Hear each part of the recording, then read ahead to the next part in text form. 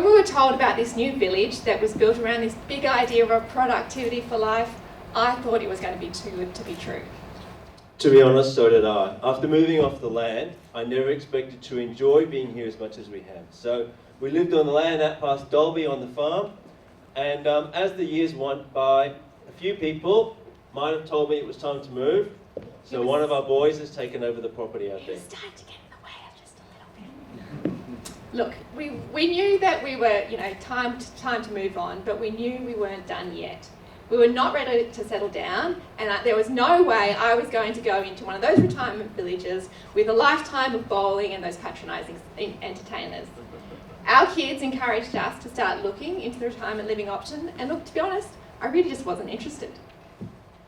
We were lucky enough to be one of the first people here, so we actually took over the market garden. Obviously, being from the land, we had a lot of farming background, so we took over the market garden and started selling our produce in the weekly markets that we ran every week out on the main street. When they turned the nursing home into shops, we actually took over the lease of one of the fruit and veggie shop. The great thing is we actually get our produce from all my old mates out on the land, so it's nice and fresh. The other thing we've managed to do is, because of all the great high schools around, the whole place is pretty much run by high schoolers now, which is good because, let's be honest, they can carry more than I can. Had to happen someday. Look, Mandy's laundry is also going really well. She's now supporting all of the services into the home, and I think most of the dry cleaning for the suburb now.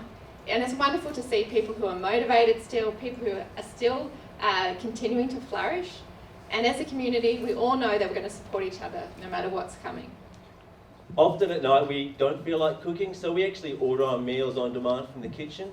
And then Seb, our Uber driver, hops down on his motorised scooter and delivers them to our door. So it's a great way for him to earn a bit of an income as well.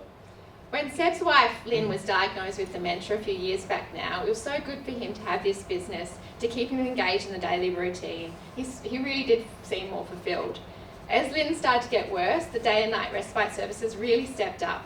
I volunteered in this service once a week, and it was really reassuring to see firsthand that when we need it, or if we need it, we'll have a strong network of support around us. Lynn still, although she's in dementia care now, she still comes out to the market gardens every day because that's what feels like home to her. When I had my fall last year, I spent 6 weeks in our intensive rehab. The continuity of care has been absolutely awesome. They help me on a daily basis now, and with the tech in our home, I can call for support in one of my more awkward moments. I've always loved teaching people how to weld and fix things up, so now I managed to do that in the training hub. We have a lot of people that come in and learn different skills, and some of the high school kids who are now working in our shop, they're coming in and they're fixing up their old cars, and it's lovely to see them learn so much, get so many skills. So my life now at 85 still has its challenges, but we get the support we need, but it's not what defines us, and it's not what makes it home. In our neighbourhood, I have my own home, and I can define for me what that still means for me. Welcome to our neighbourhood. We really would love you to come and join us in our home and make this your home.